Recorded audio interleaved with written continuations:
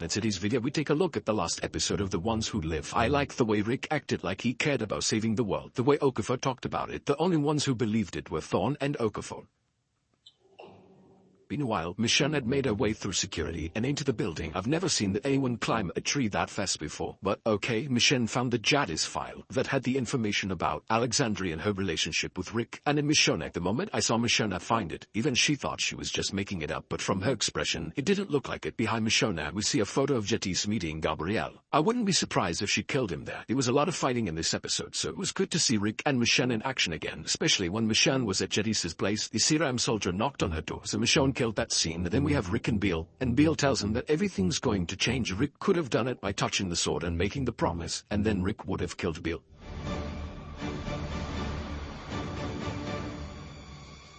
No. After that we see Michonne watching CRM describe what they're going to do with the kids. That's why Michonne was in the shaker we see here. But it's never going to happen because they kinda blew up. Honestly, I have to admit it was a great idea. The way Rick put Beale in that box, I'll give him that. Again, Andrew Lincoln's performance is incredible. Great fighting scene. Then we have Rick and Michonne in the hangar, where they're setting up an explosion to destroy the entire CRM. Beale and the CRM soldier both goes in different directions to release the grenade's fuse. This was a great idea since Rick has such a great track record with grenades since season 1. I believe it was his idea. Of course, when they want to get out of there, Thawne shows up. She was pissed, but sad that the CRM rescue wasn't gonna happen. Rick and Michonne, they didn't care much, so they listened to Thawne, and as soon as Beale came out, they knew what to do. Death light.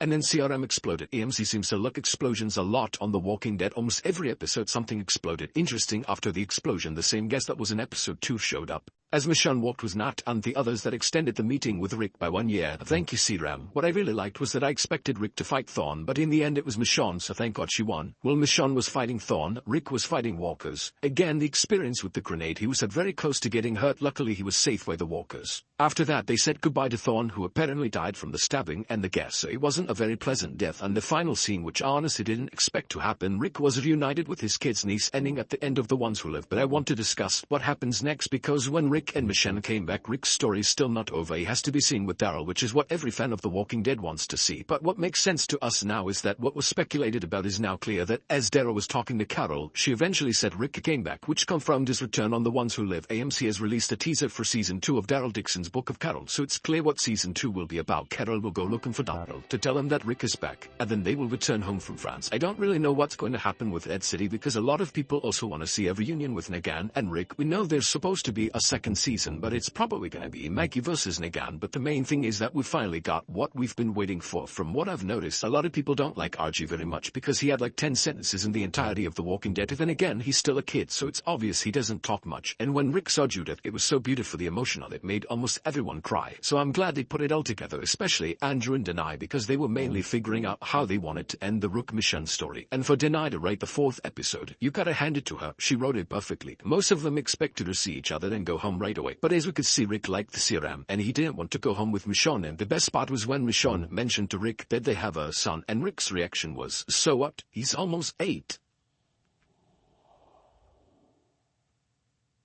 You need to give me the PRB.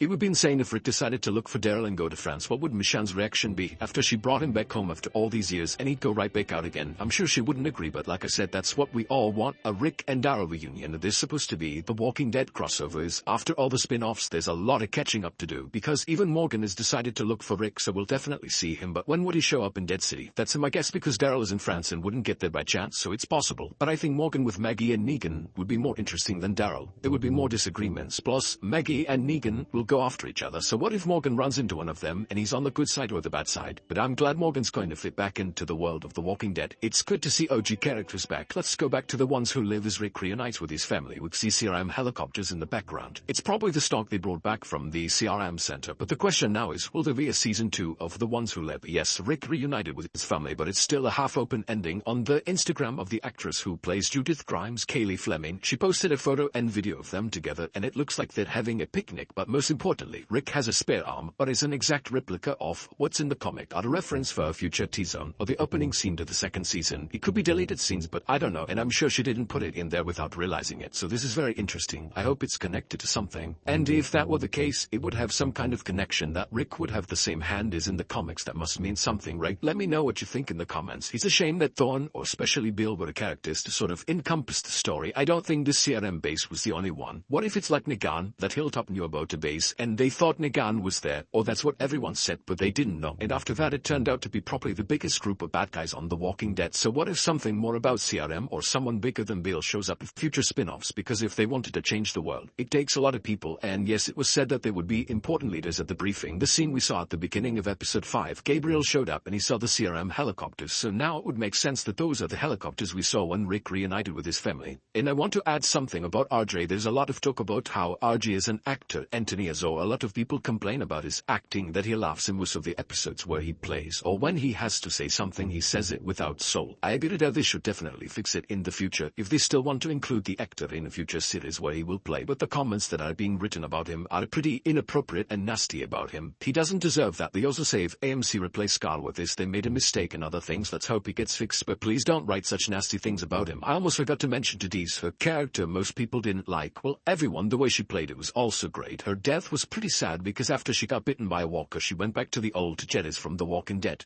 But the overall rating of The Ones Who Live is 10/10 for me. We got what we wanted. There were a lot of good characters that we unfortunately lost, as Dana mentioned on her Instagram, where she thanked fans that it was all for them, that we deserved to see the ending to Rick and Michonne's story. In one of the interviews Dana had together with Andy, they said a few years back before The Ones Who Live, so they wrote notes or imagined how they wanted it to be their unexpected reunion, which it damn well was, and they've been saying all this for years. Even Andy mentioned he likes to wear his cowboy boots, and I believe he himself was happy for that, because after he left The Walking Dead it was just over. Nobody knew anything about what was going on or what was going to happen. There was just speculation, and we were done with The Ones Who Live. Why does the time go by so fast? Anyway, the question now is, were those 6 episodes not enough? Did we learn everything we wanted to find out? Do you think the reunion could have been longer? That's the question. And the way they were reunited, as Rick and Michonne ran from the helicopter, and then Rick stood behind Michonne and saw Judith and RJ, so it seemed like he didn't really care. No, of course he didn't care. It just seemed the same as Michonne told Rick at the hotel or in the building, whatever, that he has a son, and his reaction was, "You need to give me the PRB."